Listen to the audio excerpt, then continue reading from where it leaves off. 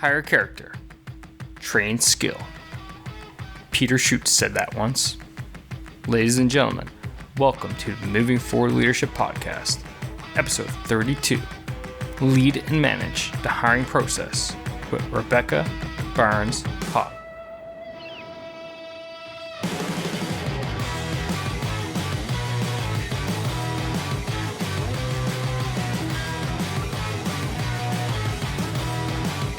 Hey everybody, hope you're ready for yet another great show here at the Moving Forward Leadership Podcast. Today I got a hiring specialist lined up for you, Rebecca Barnes-Hogg. We have a great chat on her whole principle and system that she has set up, which is referred to as the YOLO system.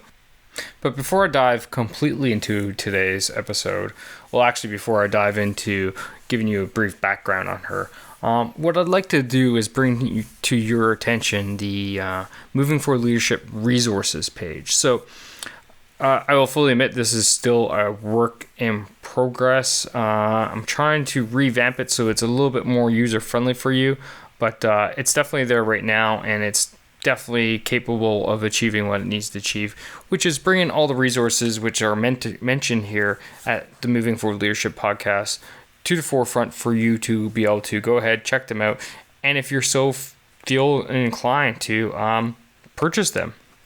The one thing I will definitely mention in there is that, especially with the books, but a number of the items in there are affiliate links built into the links in there. And what that does is it returns some value, i.e. money, back to me, but it doesn't add any expense to you. So my plan is to reinvest this money back into the podcast so that I can expand it, buy some better equipment, help me with some more technical things in the background. There are a number of different programs and plugins and yada yada. It's unbelievable how much stuff is out there, actually. The more I get into this, the more I find and more I realize that to be the best podcast out there for the listeners, I need a lot more stuff. So that's the plan with all the money, but that's not the reason I'm mentioning this. No, it's just for you. So anyway, if you go to the resources page, and that's movingforwardleadership.com/resources, or if you just go to movingforwardleadership.com, you'll see the resources in the menu bar there. Just hit that and it'll bring you to the page, and you'll see the different resources which have been mentioned throughout the various episodes, and the ones that I recommend, i.e. things that I'm using myself or things I continually make myself, will be added to this page. So check it out. Let me know what you think, and if you purchase anything there, please let me know so I can say thank you for the affiliate money that's coming back. Nonetheless, let's dive in and talk about Rebecca Barnes-Hogg. Rebecca, she apparently has had a talent for finding employees and getting through the hiring process ever since she was basically a teenager, which is kind of cool if you think about it. But she in 2010 is when she really found it, the YOLO insights. And this is where she's trying to basically help small businesses find the talent that they need to thrive, okay? She refers to it as her passion is for hunting people unicorns, or in reality, it's ideal employees for the small businesses. She's been featured in a number of different publications and TVs, Business News Daily, U.S. News, World Report, CBS Small Business Pulse, Market Watch, and it just keeps going on. So obviously, highly talented, highly qualified lady, and she definitely knows what she's talking about from the whole process, from starting the process to determine what you actually need, all the way up to hiring that individual and bringing them into your company.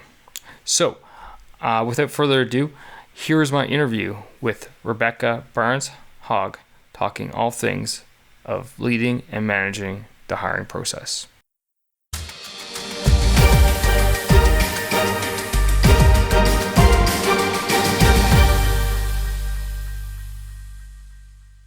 Hi, Rebecca. Welcome to the Moving Forward Leadership Podcast. It's great to have you on.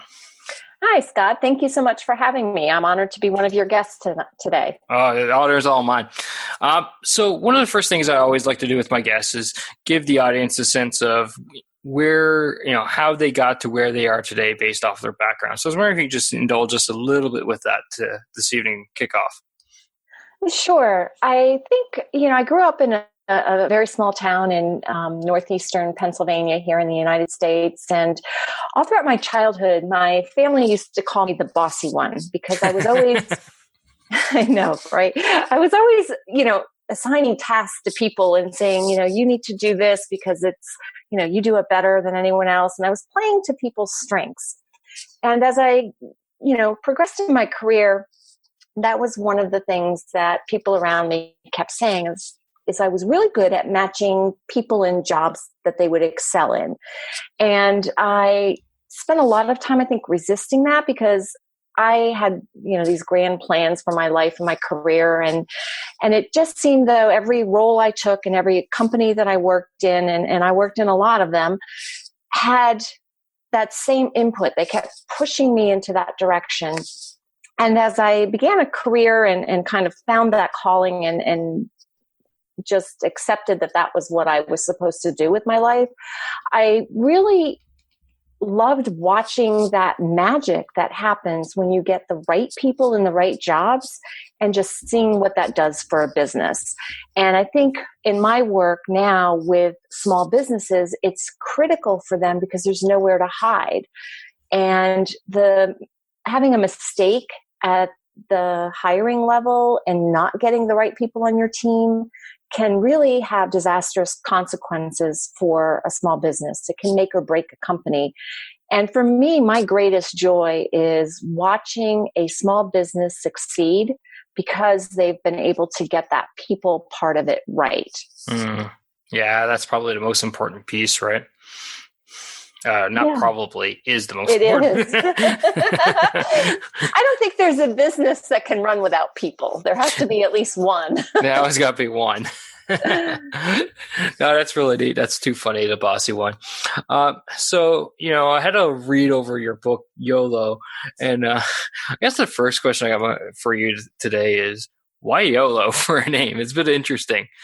There must be a story behind that, right? Yeah. The book is actually the YOLO principle, which is the ultimate hiring guide for small business. Mm-hmm. And the YOLO principle, YOLO stands for you only live once. And the YOLO principle for me means that if you have gone to the trouble to create a business or you're a leader in a business, life is just too short to spend it working with the wrong people and kind of fighting against that tide. And I'm all about, work should be fun. It should be enjoyable. It should be easy.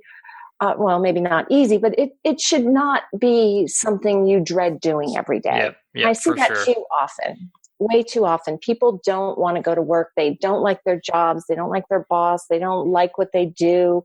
And they just, they don't perform well because they have all these other things weighing them down. And the true joy for me in life is doing what I love to do. And I've always found that when you do what you love, other things come to you. You don't have to work so hard to get them. Makes total sense. You're talking about the person that's basically stuck in the movie Office Space, right? If you don't know right. Yes. I love that movie. There's so many great lessons in there. Oh, I know. There are a lot of good movies about the work environment that, yeah. I work to make sure most of that doesn't happen. That's great to hear. So let's talk about some of the negative impacts that, having a bad hire can have in a company and for an organization. What are some of them and how significant can those impacts be, do you think? They can, and in some cases could actually, cause a company to face bankruptcy. I actually had a case that I put in the book itself that illustrates that, where a client I worked with was so focused on hiring someone because the technical skills were there that they ignored my advice and my counsel about the other side of the person, because I think every one of us at some point in our lives has worked with that person who was just really smart, technically competent, but yet never fit in. That there was always some drama or some problem or some issue that, people just didn't like working with them, and it made it difficult to get the job done. And in this case, the client hired this person against my advice. And a couple months later, because of, bad decisions this employee made and some other things that happened on the team, the company itself was like on the brink of bankruptcy. And it was just heartbreaking, because that's something that could have been easily avoided had they waited to find the right candidate instead of hiring quickly someone they thought was perfect based on a resume and skills, and then later found out that that perfection nearly put them into bankruptcy. And I offer on my website a little hiring calculator tool that really kind of goes through the true costs of having a bad employee. Oh, great. We look at things like, how much time does it take for you personally to do, the recruiting part of it, writing job ads, posting them on the job boards, paying for job boards, your time spent interviewing, reviewing resumes, overtime that you might have to pay extra costs to people to pick up the slack for the open position, lost customers, a lot of things people don't think about. Like, how many customers have you lost because service has suffered because you have a bad employee? Or how many people just don't ever come back after the first time? Things like that a lot of us forget about are costs of bad hiring decisions. And then there are the really serious ones that happen if you hire someone and, they steal from you, they embezzle, those kinds of things. Maybe, some kind of violence in the workplace anymore is another issue. As employers, we're obligated to provide a safe work environment for our employees. And having someone who is prone to violent activities could put other employees in jeopardy, and the costs associated with that can also be significant. So I could go on and on and on for hours about the costs involved. But those are some of the biggies, I think. Yeah, for sure. And you're right. You kind of hit a point there. There's things that people don't necessarily take into account and wouldn't take into account in costs. And to me, the one I see most of the time is, costing out your time, right? And honestly, to me, that's the most important thing that you can have is how do you use your time? And if you're using it I wouldn't say in a negative way, but in a way that's not as efficient or effective of what you could be doing, then that's having a huge impact on what you're achieving. Exactly. It really does. And also think about the toll on your own personal mindset. If you're constantly dealing with the stress and the overwhelm of not having the right people and dealing with all those problems, you lose some clarity and mental focus that would help you, sure, do what you needed to do to continue building your business. Yep, for sure. As a leader of a small business or any organization, your mind needs to be focused strategically, and I wouldn't say unfortunately, but not necessarily hiring an individual's strategic thinking. You'll be looking after the entire business, not one just little aspect of it. So. No, for sure. It could have a huge toll on it. So in your book, you outline 4 components to the whole principle. I was wondering if you can just give a quick, brief overview of them and how you came about to derive these. Sure. Yeah, the key principles in the book are, first of all, clarity, knowing what you need.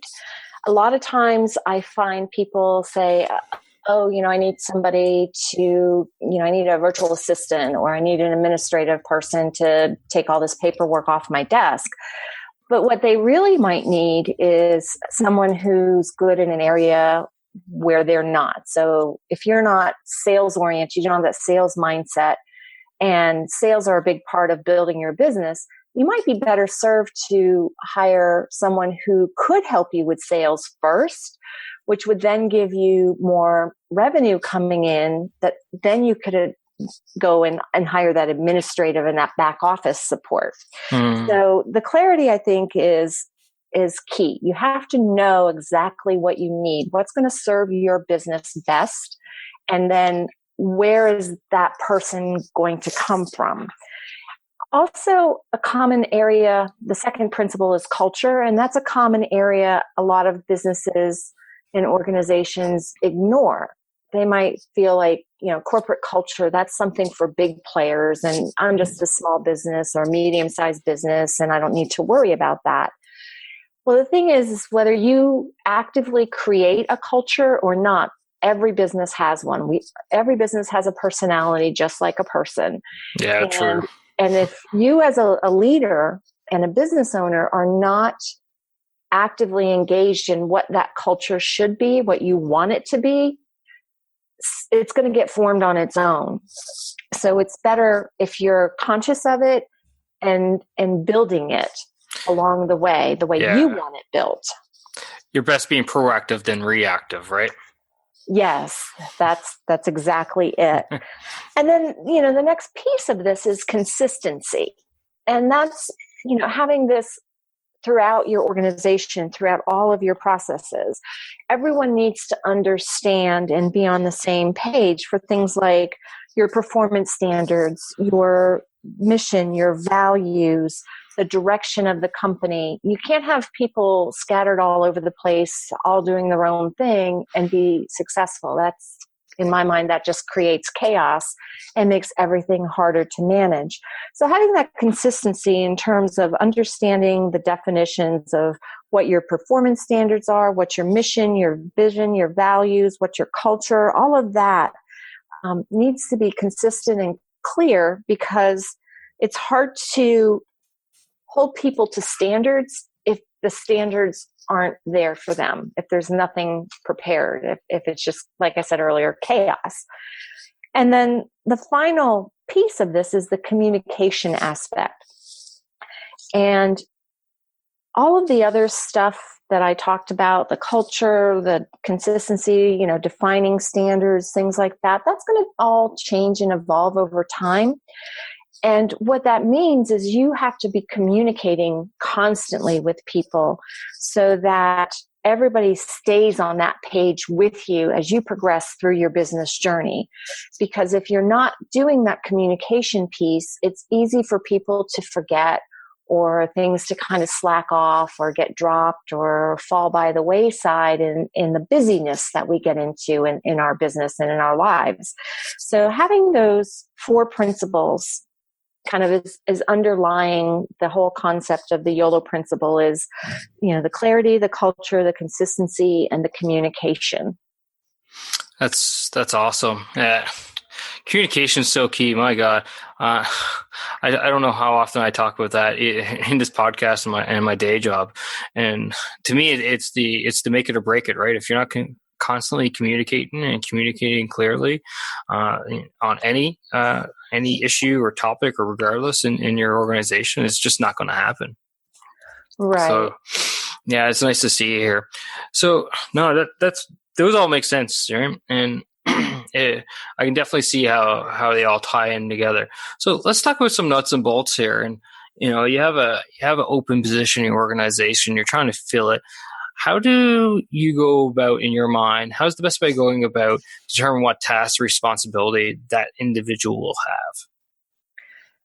That's a great question. And I start by having my clients go through an exercise of everything this position needs to do, regardless of, what level it is in the organization. Just kind of a brain dump. Just throw everything out there on paper. What are the tasks? But then I also have them add another column to that list. And in that column, I ask them to put the outcomes. So if you're hiring a bookkeeper, for example, you might say, they need to enter all of the expenses and the invoices and be able to prepare a financial statement, those kinds of things. Mm-hmm. What is the result of all that work? What does it really mean for your business? So it's more than just entering the data. It's making sure that it's correct, that it makes sense. Maybe it's looking at the story behind the numbers and finding that, oh, wow, I noticed this month our expenses were like way out of line with prior months. So let me investigate. So it's those kinds of things that you want this person to be doing that 99% of the time never make it into a job description or get discussed during an interview. That's the first thing I start with my clients on. That's an interesting thought. Right. And it's not rocket science. It's pretty elementary. That's funny. Sorry, cut you off there if you don't mind. No. So what's next then after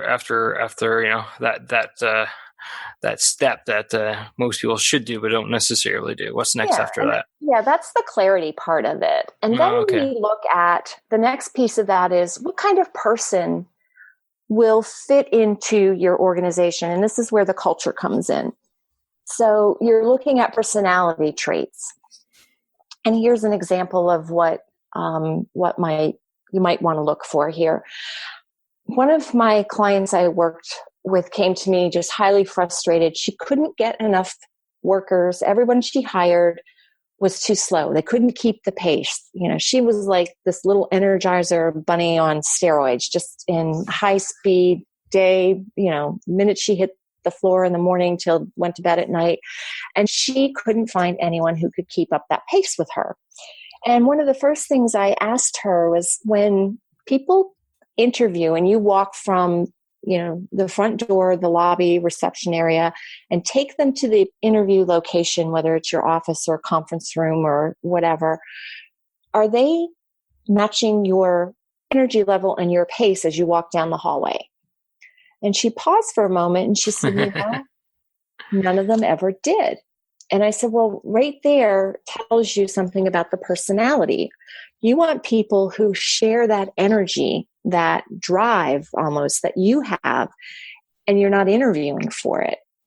So when we worked together, we looked at the qualities that someone would have who would enjoy that fast pace, that would want to just keep up with her through the whole day.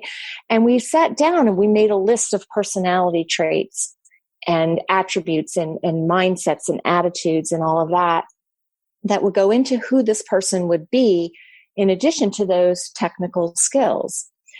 And it transformed the way she approached her hiring, and she has not had the problem with people keeping up since then.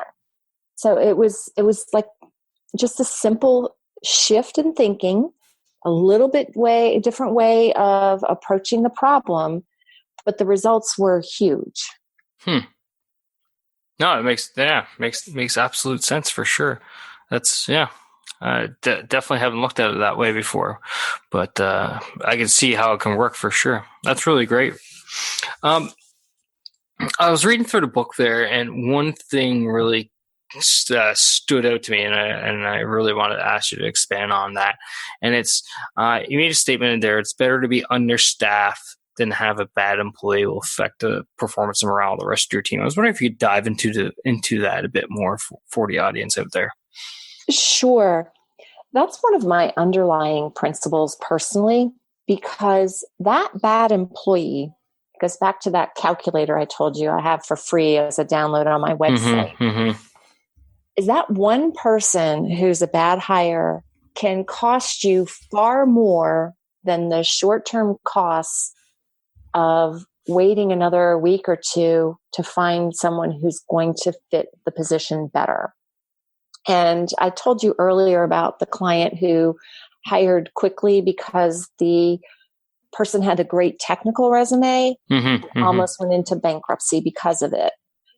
So there's that balance, I think, between getting someone in quickly and getting the right person in quickly.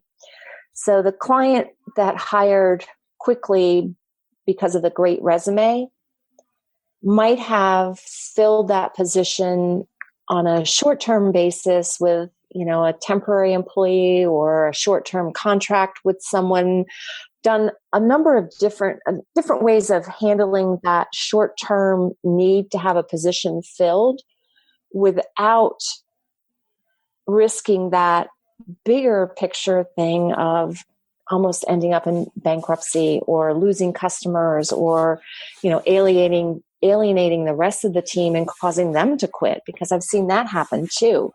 They hire someone quickly to relieve that pain of needing that extra help. And then that person just doesn't fit in with the rest of the staff. They get frustrated and they go and work for somebody else. They leave you because they don't want to work with this person. So there is a balance there for you to really think about in terms of, do I want to hire this person? Mm-hmm. And what's that really going to mean for my business? Or is it really better for me to just wait and spend another week or two and find somebody that I know will be right? No, that makes absolute sense. I think in this case, and I'll probably hit on it later in the podcast about my key takeaways, but you definitely need to do an analysis. Are there other ways to immediately fill this gap, this requirement, and to wait out, to find that right person, which makes absolute sense. Because that example that you give, it's pretty clear. One person can almost destroy your complete company, everything you've worked for. Right. And that's, that's a huge risk that, you really want to put a lot of thought into, is it worth it? Mm-hmm. Mm-hmm. That's for sure. I can't imagine being the owner of that company and seeing everything I've worked for almost go down the tubes because of someone. Right. Wow. And it took almost 2 years for that business to turn around. I imagine so. Yeah. A long period of time. That's a lot of stress and a lot of anxiety to deal with. Right. So, for the listeners out there who are looking at, potentially hiring people, they could be in a large corporation type organization and have to hire to fill key positions within their company, or even small business owners, entrepreneurs looking to hire their first few employees. How could they effectively go about recruiting people? I think the main thing is they have to first understand who their ideal employee will be. And that goes back to those other 2 exercises we walked through about the qualities and the behaviors, the personality traits, and then the actual job duties, and then the outcomes of those duties. Mm-hmm. And then look at, I now know who that person is. So where does that person hang out? Where can I find them? So it could be looking through social media sites, could be, going to industry specific groups. A lot of tools that I like to use are, obviously social media. I do a lot of networking through LinkedIn and LinkedIn groups. Mm-hmm. Lots of Facebook groups that I belong to and network with people, because most of recruiting is, I would say 99% of recruiting is about building relationships.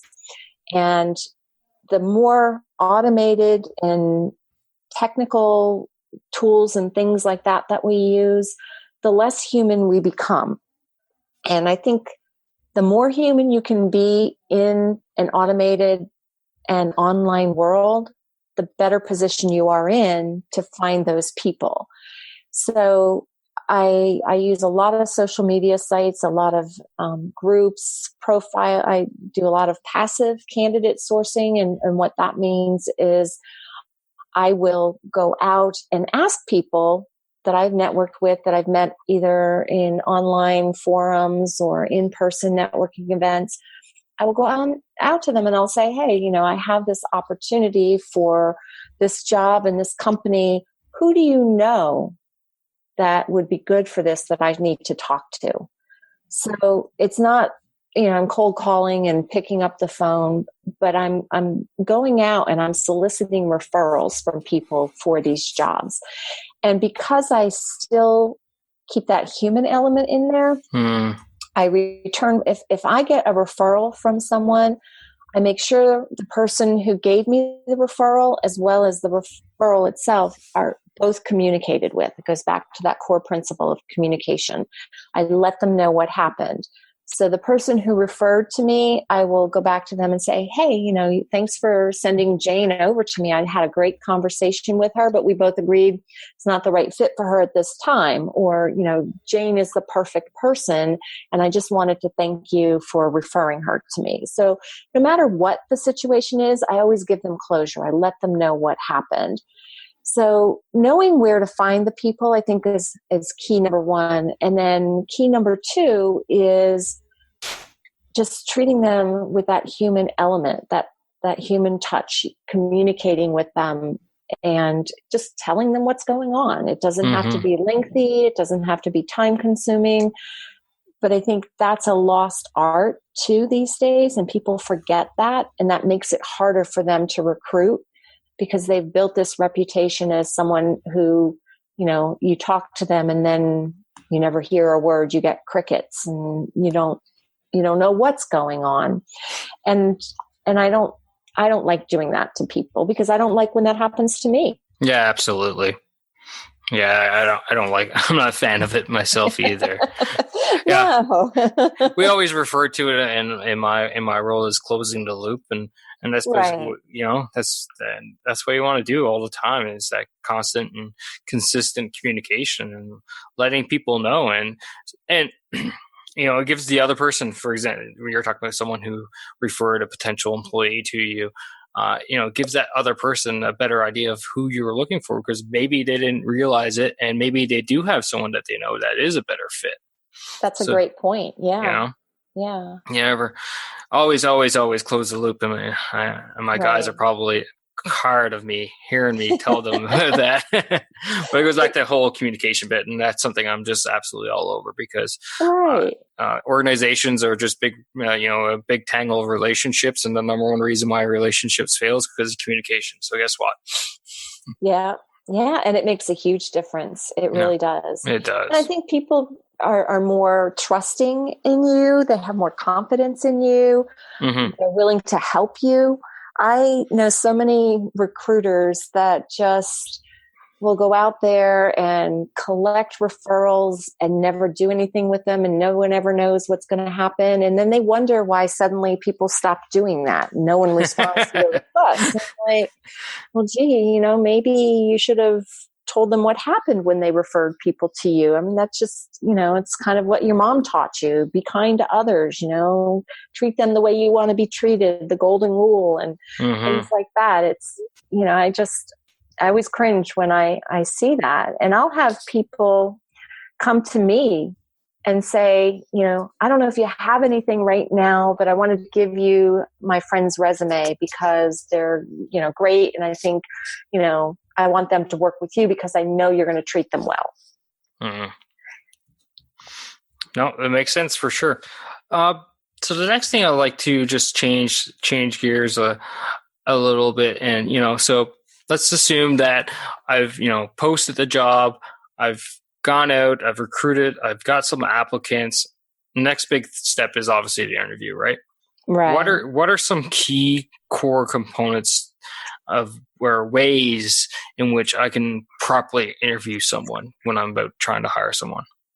Yeah, I think, like anything, you need a strategy. You need to know what information do you need to make an informed decision from the interview? And you need to very intentionally and strategically design the questions you ask. Too often I see people go out and do a Google search, and they find the top 10 questions to ask in every interview. And then they ask them, but they have no idea why they're asking these questions and what to do with the information they get.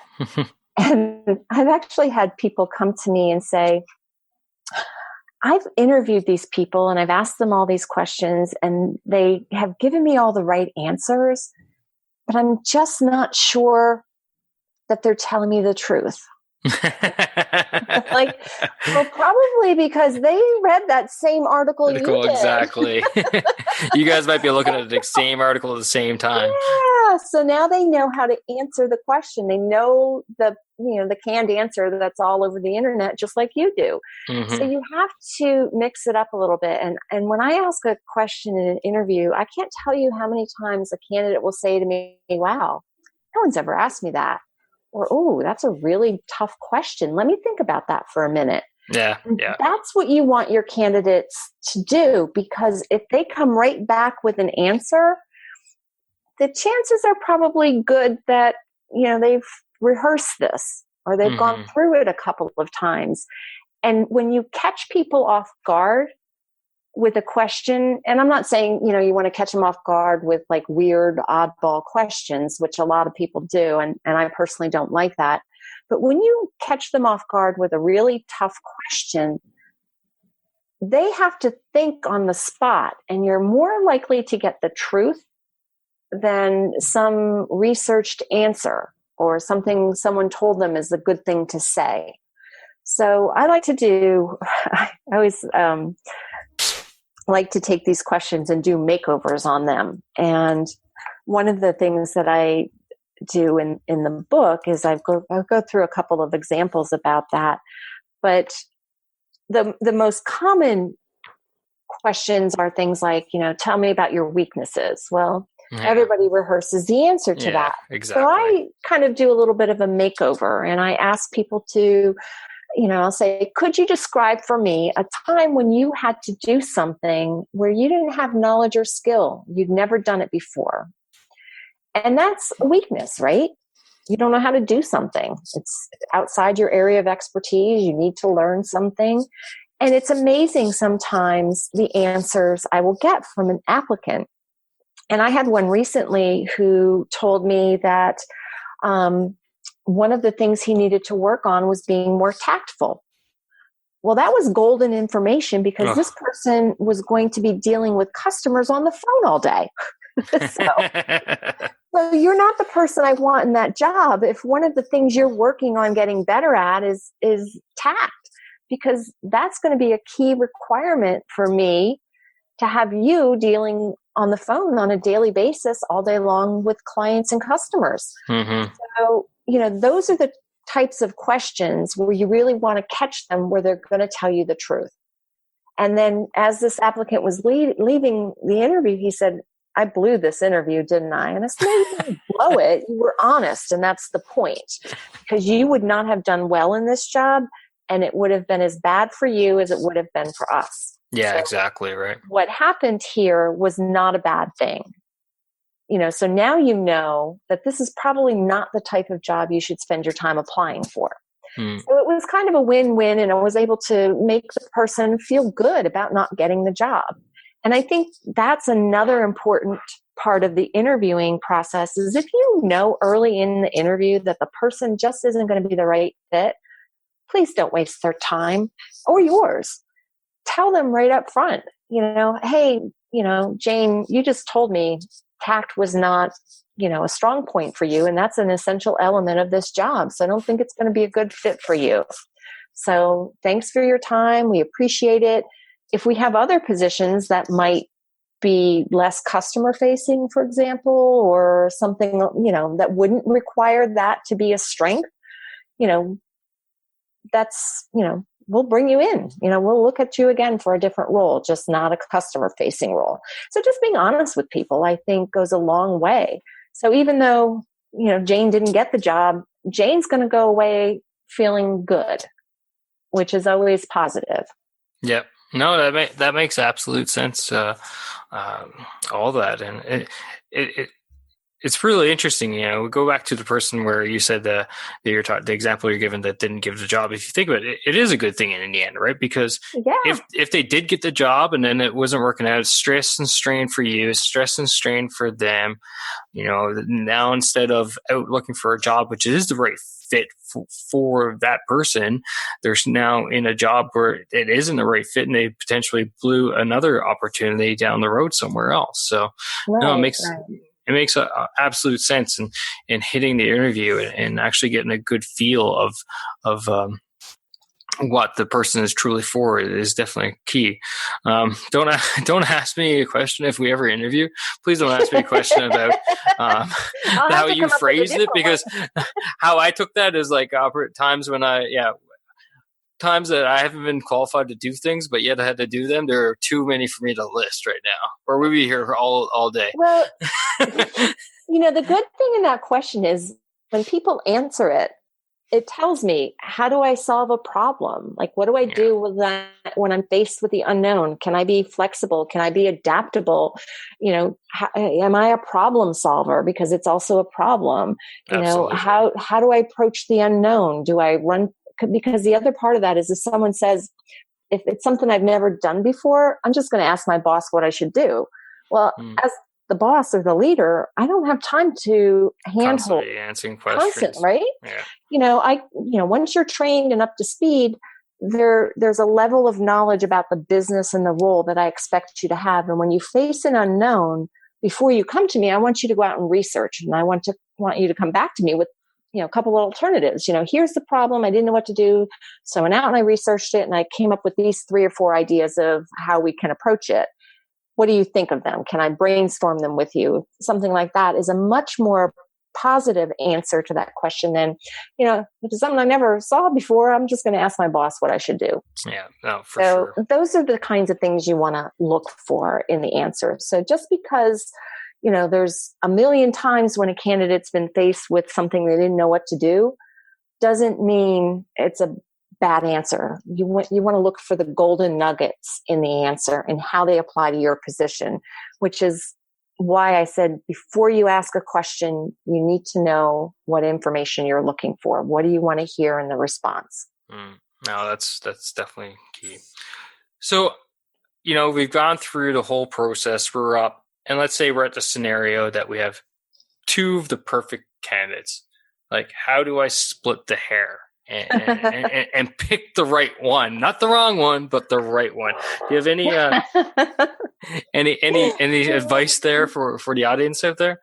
Find a way to hire them both. And if you can't do that, I think you need to, the final step in all of this is checking references and listening to what other people who have worked with these candidates on a daily basis have to say. And just really evaluating the answers from the references and ask them questions too that are not the typical reference questions. So one of the questions I like to ask of references is, was there a time or a situation where you were involved with this candidate that just stands out, that's just memorable or extraordinary in some way?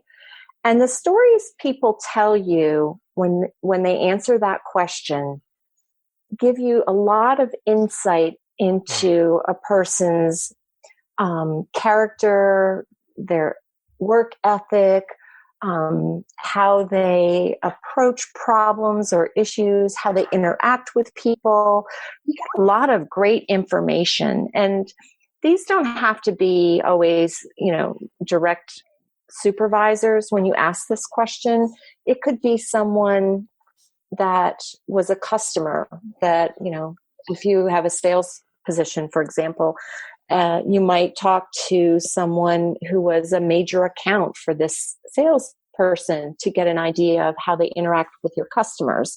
So thinking outside of the box a little bit about where you can get information to help you make that decision. And then looking at it in the context of not just the current state of your business, but where will it go in the future? And maybe at that point, one of the candidates is going to stand out as being more valuable over the long term than the short term. And that can help make your decision as well.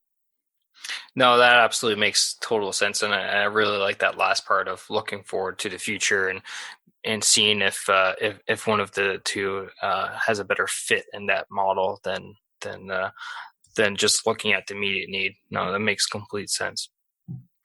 That's all great stuff, Rebecca. I just got one final question here before we start wrapping up. And I've been through the hiring process myself. And on obviously both sides of the desk, proverbial desk or table, however you want to look at which scenario. What are some obstacles? How can people come over some obstacles? Because obviously it's not a nice, smooth, flowy process. There's obviously things that pop up. So what are some potential obstacles that may pop up through the process? And what are some ways in which the audience can get around them? Sure. People are messy. It's never Yeah, black I and assume white. you're not talking about the rooms, right?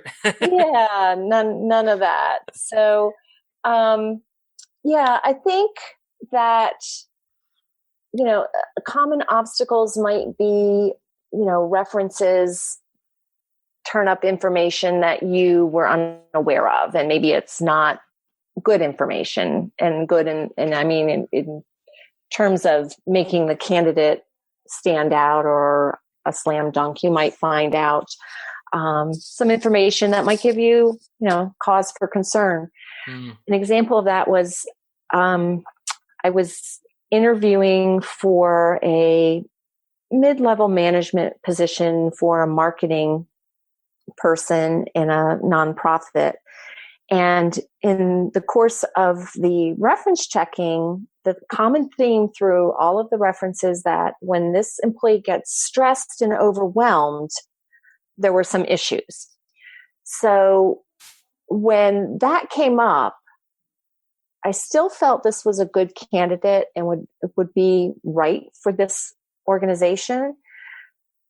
But what that information did was gave us advance notice of a potential problem. Yep. So that as leaders, we could be on the alert to look for that overwhelm and that stress, and we could help that employee manage it and alleviate some of the issues that had occurred in her past employers because they didn't have that information.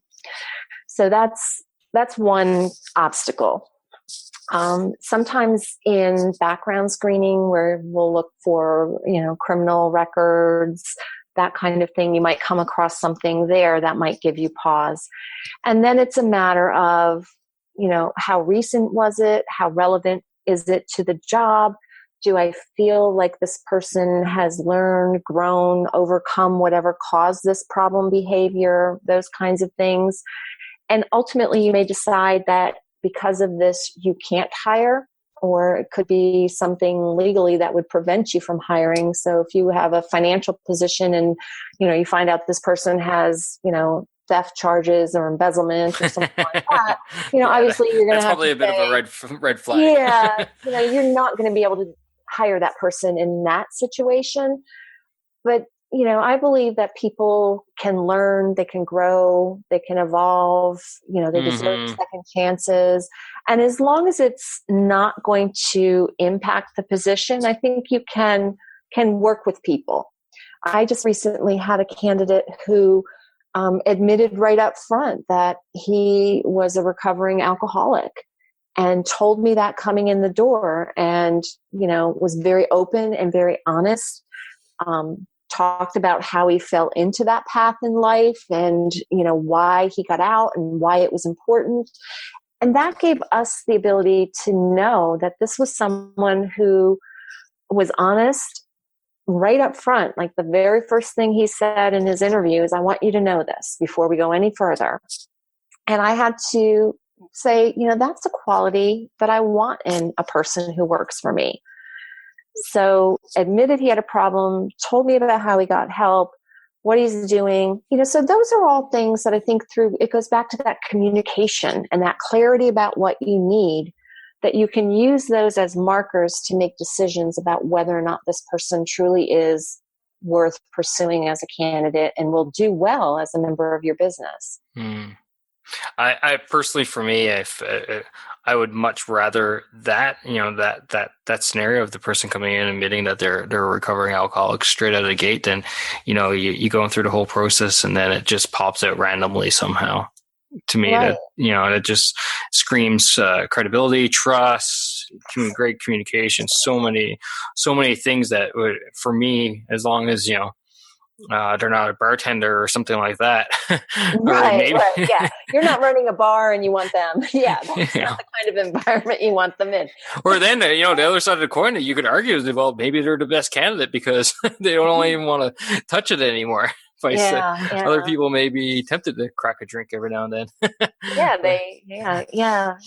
no. I think, the truth and just being open and honest with people is really the best way to operate. And I feel that when you do that with people, 99% of the people out there are going to repay that.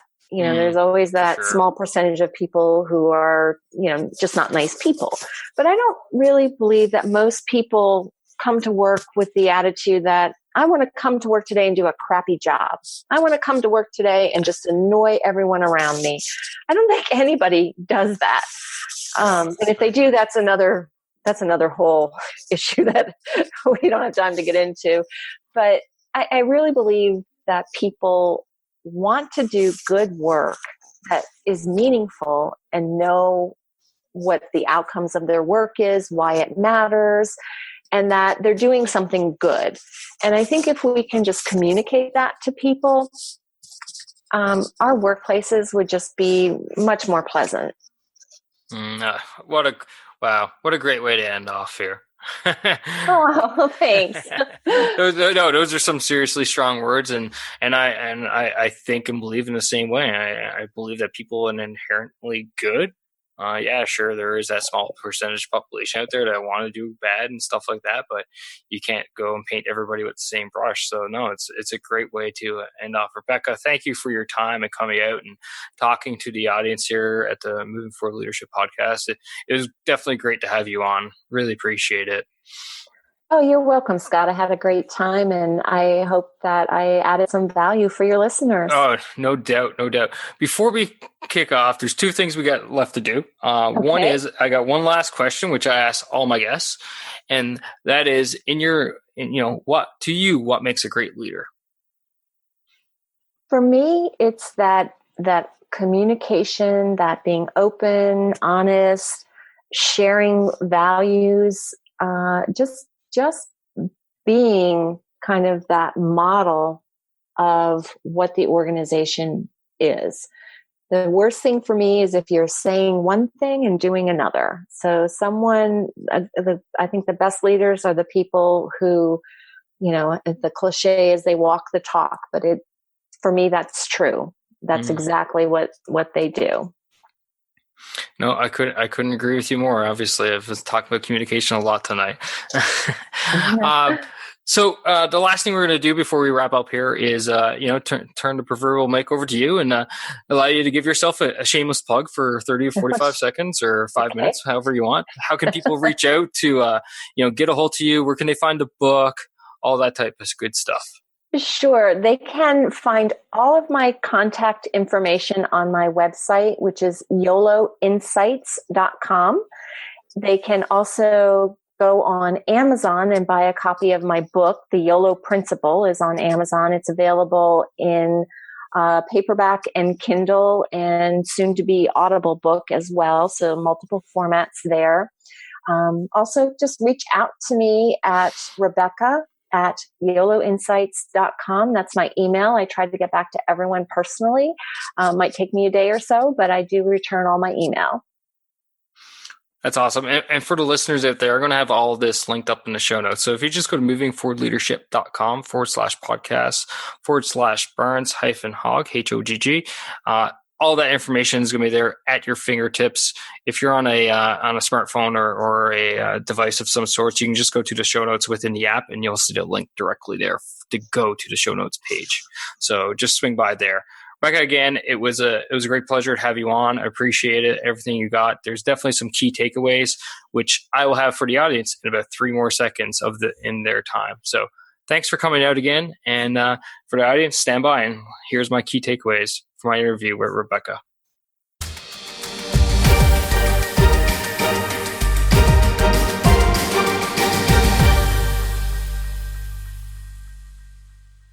So what do you guys think about that show there with Rebecca? And, as always, I had a great time because I thoroughly enjoy talking to all these different guests I have. And well, you probably can figure that out already because if I didn't, I wouldn't be doing this. Anyway, here are the key takeaways for today's episode. They're my talk with Rebecca. The first one is associating all the costs of finding a new hire. It's funny, we don't really take all these things into consideration, but it's so true, right? Like, how much does it truly cost to go ahead and find someone new? Think about all those all the intangibles, all the time that is spent for you, not just, cost of, I don't know, could be anything really. If you pay for them to come in, or the advertising for the recruit, or if you hire a recruiter and stuff like that. But think about all the other things that truly cost money, such as your time being the biggest one, and how much you get paid on an hourly wage, and how many hours do you actually spend working on this, or your people, so on. So just keep that in mind. The second one, are there other ways to fill the void immediately, And this is a great way for help promotion of your people, help to give them some new experiences, maybe bump them up into a role, or laterally shift them into a different role than what they're currently doing. Could you do a temp hire? Could you bring someone in? Could you contract that service out? All these different things that you need to consider when you're looking at hiring someone new. And then the final one, which I absolutely love because I'm always preaching about this, is place thoughts and analysis behind the process. You got to analyze it, Just because you did a hire last month doesn't mean for this current position that same process is going to be the exact process that you need to follow through with.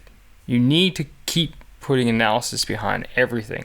Every situation is different. Yes, you can look at previous ones and use them as examples and learn from their mistakes and the lessons learned, and all the things that went well, of course, but at the same time you need to overlay that on the current situation and what fits and what doesn't fit. So you keep what fits and you take away what doesn't fit to achieve the right intent.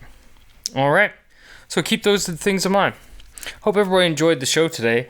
As always, if you truly do enjoy the show, then go ahead and do what I refer to as R squared S squared. R squared being rate and review. So why would I like you to rate and review? Because that gives a chance for other people out there to find the Moving Forward Leadership podcast. And in turn, I can help them, because that's all I'm here for. I just care to help people. So that's R squared. S squared is subscribe, because you shouldn't miss an episode, because each episode is different and they all basically build a library. And this is what I'm building here, a library of great guests, great talks, okay? Revolving around organizational theory and leadership and making yourself a better leader. And the other part of that S squared is share. Share so that other people can know that, one, you enjoy the show, and two, that they should listen to it as well. And remember, ladies and gentlemen, keep pushing, keep trying, and keep moving forward. Take care now.